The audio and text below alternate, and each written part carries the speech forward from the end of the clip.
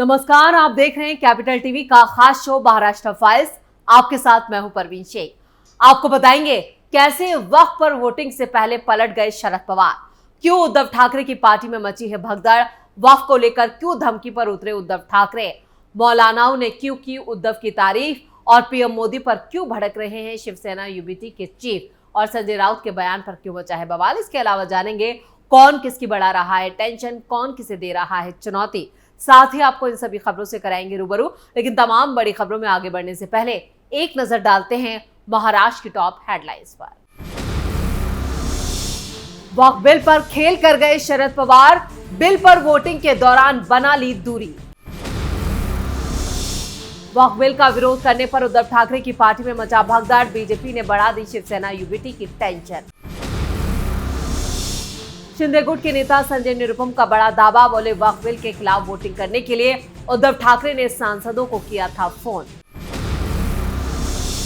संसद में वक्फ amendment bill हुआ पास, लेकिन उद्धव के बिल का विरोध करने पर मुस्लिम संगठनों ने उद्धव की तारीफ, महाराष्ट्र में मचा बवाल। शिवसेना यूबीटी ने मोदी सरकार पर साधा निशाना, बोले वक्फ की जमीन के बाद अगली बारी मंदिर ट्रस्ट की संपत्ति की है।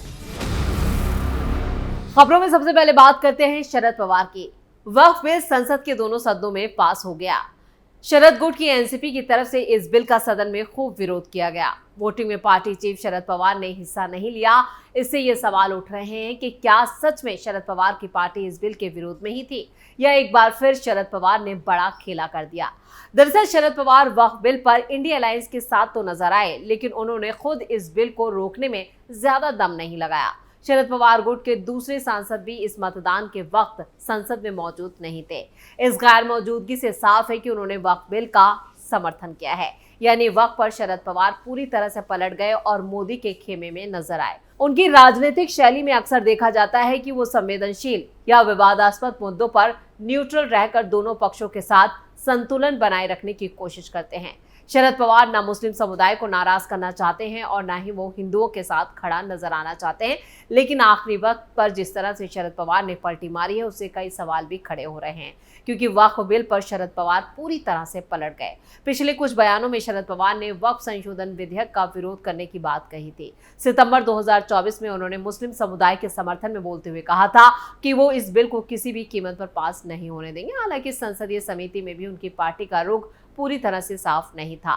ये निश्चित रूप से कहना मुश्किल है कि वोट न डालने का उनका फैसला किस ठोस कारण से प्रेरित था। ये भी मुमकिन है कि शरद पवार को ये लगता हो कि बिल गरीब मुस्लिमों के हित में है।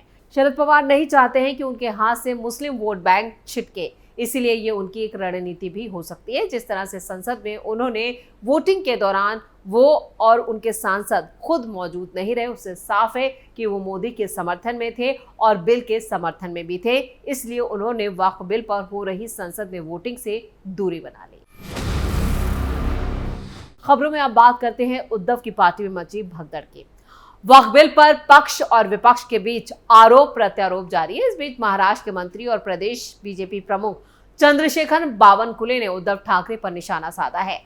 उन्होंने आरोप लगाते हुए कहा कि उद्धव ठाकरे ने बाला साहेब के विचारों को छोड़कर कांग्रेस की विचारधारा को अपना लिया है। शिवसेना यूबीटी नेता उद्धव ठाकरे ने वक्फ बिल के खिलाफ वोट देने पर महाराष्ट्र के मंत्री चंद्रशेखर बावनकुले ने कहा, हिंदू हृदय सम्राट बाला साहेब ठाकरे जी का जो सपना था उसे उद्धव ठाकरे ने चकनाचूर कर दिया।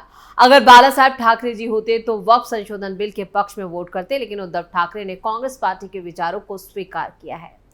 महाराष्ट्र बीजेपी के अध्यक्ष ने आगे कहा कि वोटों की राजनीति में उद्धव ठाकरे ने सारे विचार छोड़ दिए हैं। आने वाले बीएमसी चुनावों को लेकर जो वोट बैंक चाहिए उसे लेकर वो एक बहुत बड़ी रणनीति यानी कि बहुत बड़ी राजनीति करना चाहते हैं। जिस तरह से फरवरी में आपने देखा होगा कि उनके सांसदों की रैली में पाकिस्तान के झंडे लहराए जा रहे थे।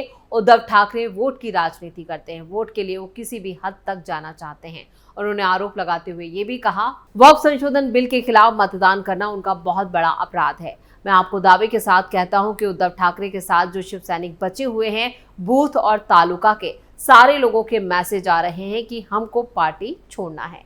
उद्धव ठाकरे ने जिस प्रकार से वक्फ संशोधन बिल का विरोध किया है, मैं आपको दावे के साथ कहता हूं कि साल 6 महीने में उद्धव ठाकरे की पूरी सेना खाली हो जाएगी। उनकी पार्टी में कोई लड़ने के लिए नहीं बचेगा, यानी चुनाव लड़ने के लिए कोई नेता ही नहीं बचेगा।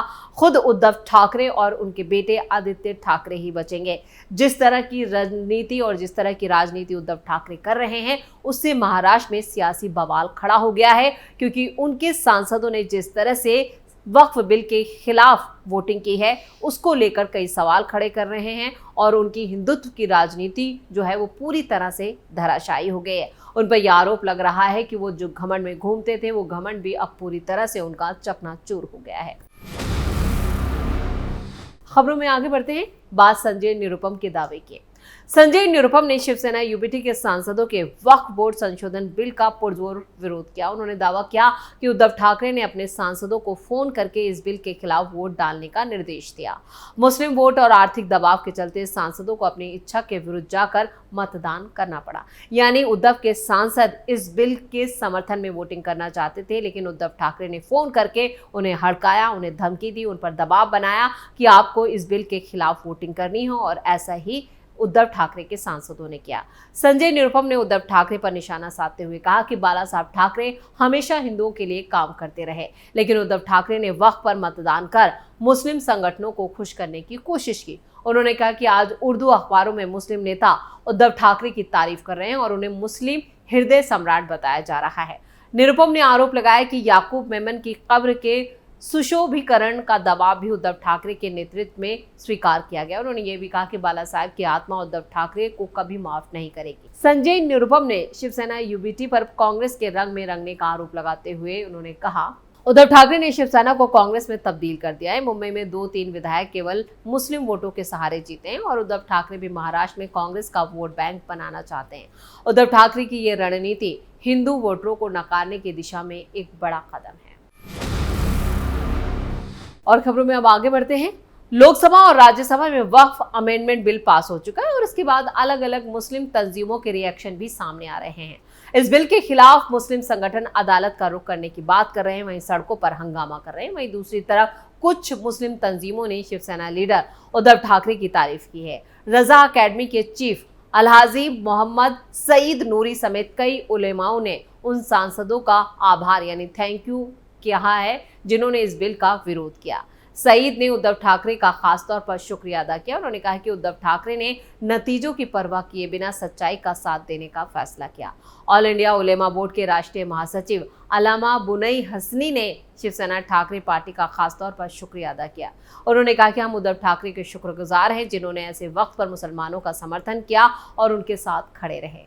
ऑल इंडिया उलेमा बोर्ड के राष्ट्रीय महासचिव अलामा बुनई हसनी का कहना है कि हम उद्धव ठाकरे के शुक्रगुजार रहेंगे जिन्होंने ऐसे वक्त पर मुसलमानों का समर्थन किया और उनके साथ खड़े रहे और पार्टी के जरिए इस बिल का विरोध किया। वक्फ विधेयक पर ठाकरे को रुख को लेकर शिवसेना प्रमुख एकनाथ शिंदे का भी बयान सामने आया है। जब मुस्लिम तंजीमें यहां पर उद्धव ठाकरे की तारीफ कर रही हैं तो एकनाथ शिंदे ने उद्धव ठाकरे पर निशाना साधा और उनका एक बड़ा बयान सामने आया। उन्होंने कहा, वक्फ संशोधन विधेयक के विरोध में निर्णय लेकर उद्धव ठाकरे की शिवसेना ने अपना असली चेहरा दिखा दिया है।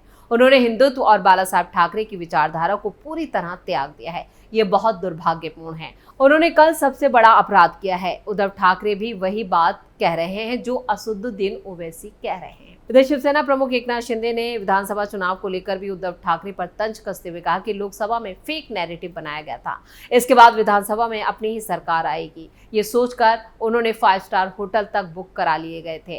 पहले कहते थे कि जेल में डाल देंगे, ऐसा कर देंगे, वैसा कर देंगे, लेकिन आखिरकार हमारी लाडली बहनों ने ही उनका होटल बुकिंग रद्द करवा दिया। उन्होंने बिना किसी नाम लिए कहा कि डूब गए अहंकार में सारे, अब तो सुधर जाओ प्यारे। यानी सीधा सीधा उद्धव ठाकरे पर यह निशाना साधा है कि आपका अहंकार डूब चुका है, पूरी पार्टी बर्बाद हो चुकी है, नेता आपको छोड़ रहे हैं, जो बचे कुछ नेता हैं वो भी जल्द आपको छोड़ देंगे, लेकिन उसके बावजूद आप सुधरने का नाम नहीं ले रहे हो। और खबरों के आखिर में बात उद्धव ठाकरे की। शिवसेना यूबीटी के अध्यक्ष उद्धव ठाकरे ने वक्फ संशोधन बिल को लेकर केंद्र सरकार को भी आड़े हाथों लिया। उन्होंने दावा किया कि फिलहाल वक्फ बोर्ड की जमीन पर केंद्र सरकार की नजर है और अगली बारी मंदिरों, गुरुद्वारों और गिरजाघरों की जमीन की हो सकती है। उद्धव ठाकरे ने लोकसभा में वक्फ संशोधन बिल को लेकर एक प्रेस कॉन्फ्रेंस की थी जिसमें उन्होंने भारतीय जनता पार्टी के कपटपूर्ण रुख का उनकी पार्टी का विरोध किया है। आपको बता दें कि बीजेपी की मंशा वक्फ की जमीन छीनना है और अपने उद्योगपति मित्रों को देने की चाल है। उद्धव ठाकरे ने कहा कि अभी ईद हुई है, ईद के दौरान सभी ने ईद की पार्टियां मनाई। अब उन्होंने वक्फ बोर्ड बिल को धमाकेदार तरीके से पेश किया है। ये एक सहयोग है कि किरण रिजिजू ने ये बिल पेश किया। उन्होंने कहा कि ये सहयोग है या योजनाबद्ध सहयोग है। मुझे नहीं पता कि भाजपा क्या करती है। वो कब कहते हैं कि वो औरंगजेब की कब्र खोदेंगे और उनके लोग कुदाल और फावड़े लेकर आ जाते हैं, फिर कहते हैं ओहो मिट्टी वापस डाल दो। उद्धव ठाकरे ने आलोचना करते हुए कहा कि फिर वो उसे मारने जाते हैं। वो उनसे कहते हैं कि अपने हथियार एक तरफ रख दो और मोदी को उपहार के रूप में ले लो। भाजपा ने लोगों को आपस में लड़ाने के लिए ऐसा ही वो कर रही है। उद्धव ठाकरे ने आगे कहा, मैं चर्चा देख रहा था, वक्फ बोर्ड में कुछ सुधार अच्छे हैं, लेकिन उनके दिखाने के दांत और खाने के दांत अलग अलग हैं।